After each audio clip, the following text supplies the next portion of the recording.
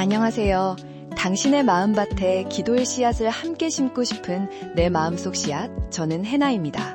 지난 시간에는 왜 나에게 이런 일이? 라는 이해할 수 없는 고통 앞에서 던지는 우리의 솔직한 질문에 대해 함께 나누었습니다. 그리고 그 질문의 자리에서부터 고난의 의미를 찾아가는 여정을 시작하기로 했죠. 그래서 오늘은 성경 전체에서 이 이해할 수 없는 고난이라는 주제를 가장 깊이 다루고 있는 한 사람의 이야기 속으로 들어가 보려고 해요. 바로 욥의 이야기입니다. 우리는 보통 욥하면 극심한 고난을 인내로 이겨낸 위대한 믿음의 사람으로 생각하는데요. 하지만 욥기를 들여다보면 욥이 고통을 묵묵히 참아낸 초인이 아니었다는 것을 알 수 있어요. 우리와 똑같이 극심한 고통 앞에서 처절하게 아파하고 몸부림쳤던 한 인간이었습니다. 욥기의 시작은 욥이 얼마나 하나님 앞에서 의롭고 정직하며 얼마나 큰 부자였는지를 설명하는 것으로 시작해요.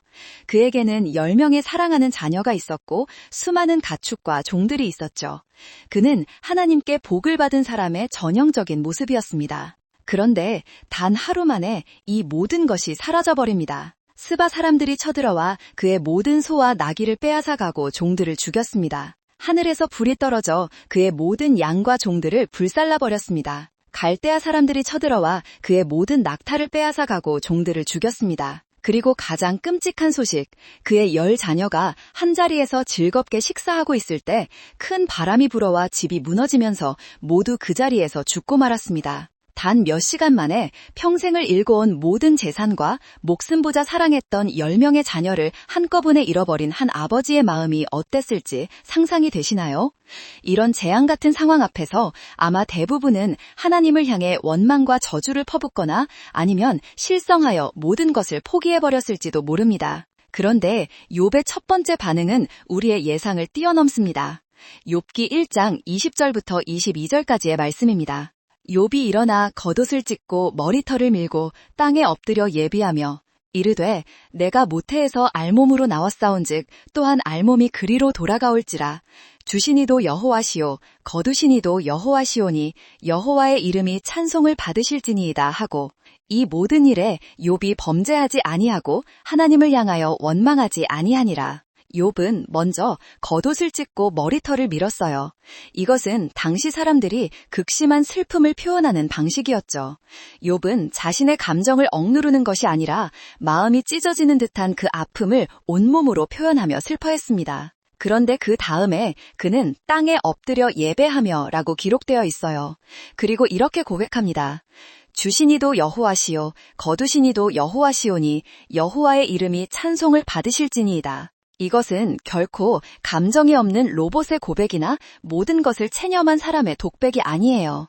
이것은 이해할 수 없는 고통의 한가운데서 그럼에도 불구하고 내 인생의 모든 것의 주인이 하나님이심을 인정하려는 한 인간의 처절하고도 위대한 믿음의 선택입니다. 주신 이도 여호와시다 라는 고백은 하나님, 제가 지금까지 누렸던 모든 좋은 것들, 제 자녀들, 제 재산, 그 모든 것이 원래 제 것이 아니라 하나님께서 은혜로 주셨던 선물이었습니다 라는 감사의 고백이에요. 그리고 거두신 이도 여호와시다 라는 고백은 하나님, 지금 제게서 이 모든 것을 가져가시는 분도 다른 어떤 악한 세력이나 우연이 아니라 바로 당신이십니다. 저는 그 이유를 도무지 알 수 없지만 이 모든 상황이 여전히 당신의 통제 아래 있음을 믿습니다 라는 하나님의 주권에 대한 절대적인 신뢰의 표현입니다. 욥은 고통을 느끼지 못한 것이 아니에요. 그 누구보다 극심한 고통을 느꼈지만 그 고통에 자신의 믿음이 잡아먹히도록 내버려두지 않았다는 것이 욥이 위대한 점입니다. 그는 자신의 감정과 상황을 넘어서 변치 않는 하나님의 성품과 주권을 갈아보기로 선택한 것입니다. 그리고 그 선택의 정점에서 여호와의 이름이 찬송을 받으실지니이다 라는 인간의 상식으로는 도저히 불가능할 것 같은 찬양을 올려드린 것이죠. 물론 이 욥의 첫 번째 고백이 그의 신앙의 끝은 아니었어요. 이후에 그는 자신의 몸이 병들고 아내가 저주하고 떠나가며 친구들이 찾아와 질책할 때 우리와 똑같이 하나님을 향해 자신의 억울함을 토로하고 태어난 나를 저주하며 하나님과 격렬하게 논쟁하기도 합니다. 하지만 중요한 것은 이 첫 번째 고백, 즉 고통의 한가운데서 하나님의 주권을 인정했던 이 믿음의 뿌리가 있었기에 그는 그 모든 고난의 과정을 통과하면서도 끝까지 하나님을 부인하거나 떠나지 않을 수 있었다는 사실입니다. 어떠신가요? 지금 당신이 겪고 있는 그 이해할 수 없는 고통 앞에서 이 욥의 고백이 당신의 마음에 어떻게 다가오나요? 지금 당장 욥처럼 찬양할 수 없어도 괜찮습니다. 지금은 그저 이 고통이 하나님의 통제 밖에 있는 우연한 사건이 아니라는 사실, 그리고 이 모든 것을 주관하시는 분이 여전히 나를 사랑하시는 나의 하나님이라는 사실을 아주 작은 목소리로라도 고백해보는 것, 그것이 바로 고난의 폭풍우 속에서 떠내려가지 않도록 우리를 붙들어줄 믿음의 닻을 내리는 첫 번째 행동입니다. 이제 이 모든 묵상을 담아 함께 기도하겠습니다. 당신의 아픈 마음을 담아 그저 조용히 귀 기울여 주셔도 좋고 당신의 언어로 기도하셔도 좋습니다. 만물의 주권자 되시는 하나님 아버지, 이 시간 이해할 수 없는 고통 속에서 신음하던 욥의 마음으로 주님 앞에 나아옵니다. 주님, 저는 이 모든 상황이 너무나 억울하고 왜 이런 일이 일어났는지 도무지 알 수가 없습니다. 하지만 오늘 욥의 고백을 통해 제 인생의 주인이 제가 아니라 주님이심을 다시 한번 인정하기 원합니다. 제가 지금까지 누려왔던 모든 좋은 것들이 주님께서 주신 은혜의 선물이었음을 고백합니다. 그리고 지금 이 모든 것을 거두어 가시는 것처럼 보이는 이 순간에도 여전히 주님께서 제 삶을 다스리고 계심을 믿기 원합니다. 주님, 이 고통 너머에 계신 주님의 선하심과 완전하신 계획을 신뢰할 수 있는 믿음을 제게 허락하여 주옵소서.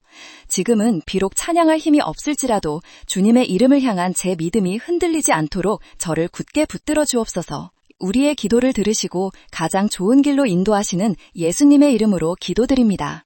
아멘.